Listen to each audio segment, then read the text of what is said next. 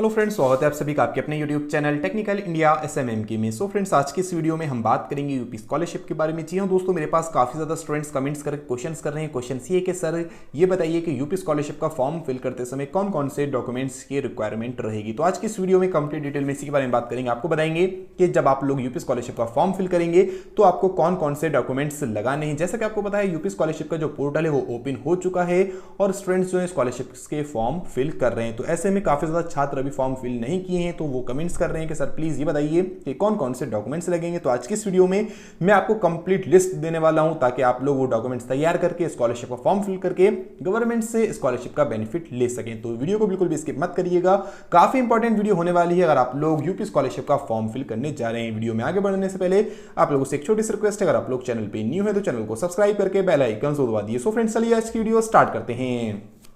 So guys देखिए, video में आगे बढ़ने से पहले मैं आपको बता दूं कि आप लोग स्कॉलरशिप की कंप्लीट इन्फॉर्मेशन कहां से ले सकते हैं, कहां से आप लोग फॉर्म फिल कर सकते हैं। फॉर्म किस तरह से फिल करना है उसकी वीडियो कल या परसों तक आ जाएगी। तो आप लोगों से रिक्वेस्ट ये है कि थोड़ा सा वेट करिए, वीडियो आने के बाद फॉर्म फिल करिएगा। तो अभी जान लेते हैं कि कौन कौन से डॉक्यूमेंट्स की आपको रिक्वायरमेंट होने वाली है। उससे पहले हम जानते हैं कि आप लोग स्कॉलरशिप की कंप्लीट इन्फॉर्मेशन कहां से ले सकते हैं। तो चलिए चलते हैं मोबाइल की स्क्रीन तरफ और जानते हैं कंप्लीट डिटेल में। सो गाइस, अब मैं आपको बताने वाला हूं कि आप लोग स्कॉलरशिप की कंप्लीट इन्फॉर्मेशन कहां से ले सकते हैं। तो उसके लिए आपको सिंपली अपना क्रोम ब्राउजर ओपन करना है और वहां पे आपको सर्च कर लेना है sarkarijobfind.com। इसका जो लिंक है वो मैं आपको नीचे डिस्क्रिप्शन दे दूंगा, आप लोग वहां से भी जा सकते हैं और डायरेक्ट क्रोम ब्राउजर पर भी सर्च कर सकते हैं sarkarijobfind.com। उसके बाद आपको यहाँ पे सिंपली नीचे आना है और आपको यहाँ पे चेक यूपी स्कॉलरशिप स्टेटस या पे यूपी स्कॉलरशिप 2023 ऑनलाइन फॉर्म पर क्लिक कर देना है। जैसे ही आप इस पर क्लिक करेंगे आप एक न्यू पेज पे आ जाएंगे जहां पे आप लोग 7 से 8 लिंक्स देख सकते हैं।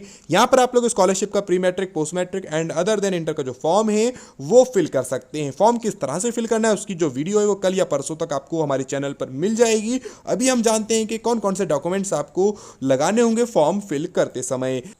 तो चलिए चलते हैं कैमरे की तरफ और जानते हैं कंप्लीट डिटेल में।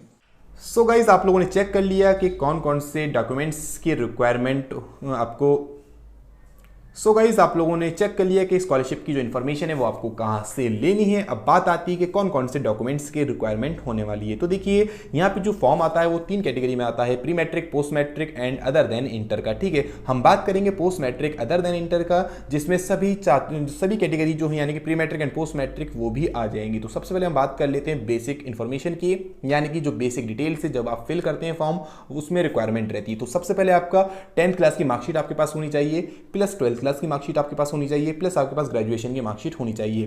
ग्रेजुएशन की मार्कशीट कैसे होनी चाहिए वो मैं आपको बता दूं। अगर आप लोग 3rd ईयर के छात्र हैं तो आपको 2nd ईयर के मार्क्स अपलोड करने होंगे।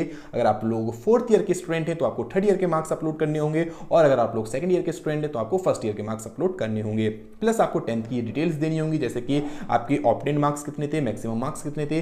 प्लस आपको डिटेल्स देनी होंगी 12th क्लास की, प्लस आपको डिटेल्स देनी होगी अपने प्रीवियस सेमेस्टर की, यानी कि प्रीवियस ईयर की। 4th ईयर है तो 3rd ईयर की आपको डिटेल्स प्रोवाइड करनी होंगी। ये डिटेल्स आपको काफी सावधानी से प्रोवाइड करनी है ताकि आपका जो फॉर्म है वो सस्पेक्ट वाली लिस्ट में ना जाए, क्योंकि मोस्टली स्टूडेंट्स इसमें गलती कर देते हैं। और वो गलती क्या करते हैं कि ऑप्टेंड मार्क्स और मैक्सिमम मार्क्स गलत डाल देते हैं, यानी कि एक नंबर आगे पीछे हो जाता है जल्दबाजी में, या फिर कैफे वाले गलती कर देते हैं मोस्टली।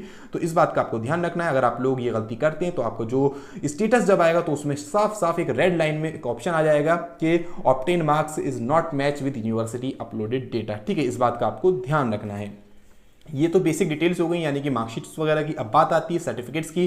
तो आपका इनकम सर्टिफिकेट सभी कैटेगरी के छात्रों के लिए होना चाहिए, यानी कि इनकम सर्टिफिकेट आपको लगाना कंपलसरी है। और इनकम सर्टिफिकेट की जो वैलिडिटी होती है वो 3 साल होती है, यानी कि 3 साल के बाद आपको फिर से उसे रिन्यू कराना होगा। इनकम सर्टिफिकेट कुछ नहीं होता, उसमें बस ये होता है कि आपकी जो सालाना इनकम है फैमिली की, आपके फादर कितना अर्न करते हैं ईयरली, वो उसमें मेंशन होता है। ये तहसील से आपका बन जाएगा, आप लोग इसे बनवा लिए ताकि फॉर्म फिल करते समय आप लोग ये डिटेल्स इजीली प्रोवाइड कर दें। काफी ज्यादा स्टूडेंट्स इसमें गलती कर देते हैं, यानी कि पुराना इनकम सर्टिफिकेट लगा देते हैं। तो ये सभी कैटेगरी के छात्रों को लगाना कंपलसरी है। इसके बाद आती है कास्ट सर्टिफिकेट की बात। कास्ट सर्टिफिकेट जो है माइनॉरिटी, जनरल कैटेगरी को नहीं लगाना, और जो लगाना है वो सिर्फ उन छात्रों को लगाना है जो अपनी कैटेगरी उसमें मेंशन कर रहे हैं, जैसे कि ओबीसी या फिर एससी एसटी। ठीक है, ओबीसी SC ST वाले छात्रों को जो अपना कास्ट सर्टिफिकेट है वो प्रोवाइड करना होगा और इसकी कोई भी वैलिडिटी नहीं होती, बस जो वैलिडिटी होती है वो आपकी इनकम सर्टिफिकेट की होती है। अगर आप लोग ओल्ड सर्टिफिकेट लगा देते हैं तो आपका जो सर्टिफिकेट है वो रिजेक्ट कर दिया जाएगा और फॉर्म जो है आपका वो सस्पेक्ट की लिस्ट में आ जाएगा। इस बात का आपको ध्यान रखना है। बस यही कुछ डॉक्यूमेंट्स थे। अब बात आती है आधार कार्ड और मोबाइल नंबर की, जो कि मोस्ट इंपॉर्टेंट चीज है, यानी कि जो आपका आधार कार्ड है वो आपके मोबाइल नंबर से लिंक होना चाहिए। ये बात आपको ध्यान रखनी है। अगर आपका आधार कार्ड आपके मोबाइल नंबर से लिंक नहीं है तो आप लोग फॉर्म फिल ही नहीं कर पाएंगे। ये बात बिल्कुल क्लियर है। तो इस बात का आपको ध्यान रखना है। जो आपका आधार कार्ड है वो आपके मोबाइल नंबर से लिंक होना चाहिए ताकि उस पर OTP जाके आप लोग अपने आगे का जो फॉर्म है वो इजीली फिल कर सकें। इस बात का सभी छात्र ध्यान रखें, ठीक है। मोबाइल नंबर लिंक नहीं तो तुरंत अपना मोबाइल नंबर आधार कार्ड से लिंक करा लें। इसके बाद बात आती है आपके बैंक की, ठीक है। यानी कि जो आपका बैंक अकाउंट है वो एक्टिव कंडीशन में होना चाहिए, यानी कि इनएक्टिव नहीं होना चाहिए। प्लस एक बात आपको और ध्यान रखनी है वो ये कि उसमें Aadhaar card plus PAN card link होना चाहिए। अगर आपका Aadhaar card plus PAN card आपके बैंक अकाउंट से लिंक नहीं है तो ऐसे में आपकी जो ट्रांजैक्शन है, जब गवर्नमेंट आपके अकाउंट में पैसा डालेगी तो वो ट्रांजैक्शन फेल हो सकती है। पिछले साल काफ़ी ज़्यादा छात्रों के पेमेंट फेल हुए थे, चाहे वो 40,000 रुपये का अमाउंट हो या 50,000 या 70,000 रुपये का अमाउंट, और उसका रिजल्ट ये था कि उनका आधार कार्ड इनएक्टिव था, यानी कि उसमें पैन कार्ड लिंक नहीं था, उसमें लिमिट लगी हुई थी। इस बात का आपको ध्यान रखना है। तो एक बार अपनी बैंक की ब्रांच में जाकर विजिट जरूर करें, ठीक है। प्लस जो मोबाइल नंबर है वो बैंक अकाउंट और आधार कार्ड में सेम हो तो ज़्यादा बेहतर है, अदरवाइज थोड़ी सी दिक्कत का सामना करना पड़ सकता है। तो ये सारी चीज़ें आपको ध्यान रखनी है। ये कुछ बेसिक इन्फॉर्मेशन थी और अगर कोई भी अपडेट आती है तो मैं आपको वीडियो के माध्यम से अपडेट कर दूंगा।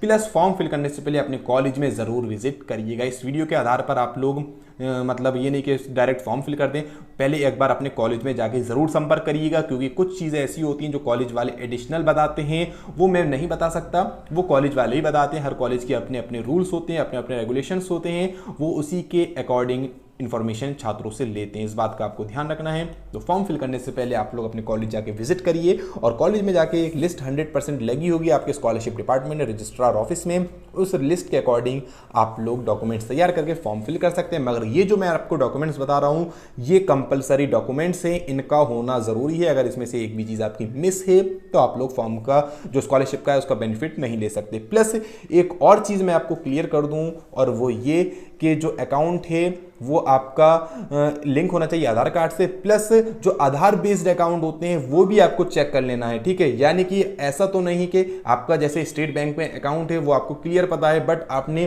कभी इन मतलब पहले एयरटेल पेमेंट का अकाउंट अपने मोबाइल से ओपन करा हो तो वो भी आपका आधार कार्ड से लिंक हो। ऐसी कंडीशन में जो ट्रांजैक्शन है वो भी फेल हो जाती है, ठीक है। यानी कि एयरटेल पेमेंट के अकाउंट की वजह से बहुत ज़्यादा छात्रों के पिछले साल पेमेंट्स फेल हुए थे और सिर्फ उसका रिजल्ट यही था कि एयरटेल पेमेंट जो है वो उसमें लिमिट लगी होती है 30 या 40,000 रुपये की, और जब छात्रों का 60,000 या 70,000 का पेमेंट आया था तो वो फेल हो गया था, ठीक है। इस बात का आपको ध्यान रखना है। कभी आपने अपना पहले अकाउंट ओपन करा हो ऑनलाइन, चाहे वो कोटक में हो या किसी अदर बैंक में, वो आपको चेक कर लेना है। पिछले साल इस वजह से भी काफ़ी ज़्यादा छात्रों के पेमेंट्स फेल हुए थे और अगर कोई भी अपडेट आती तो मैं आपको वीडियो के माध्यम से अपडेट कर दूंगा। और फॉर्म किस तरह से फिल करना है उसकी जो एक कंप्लीट वीडियो है वो कल तक आपको हमारे चैनल पर मिल जाएगी। तो आप लोगों से रिक्वेस्ट है उस वीडियो को देख के इजीली फॉर्म फिल कर लिएगा। सो गाइस आज की इस वीडियो में इतना ही, और अगर आपको ये वीडियो पसंद आई तो प्लीज वीडियो को लाइक जरूर कर दिएगा। चैनल पे न्यू है तो चैनल को सब्सक्राइब करके बेल आइकन जरूर दबा दिएगा। Thank you friends, have a nice day.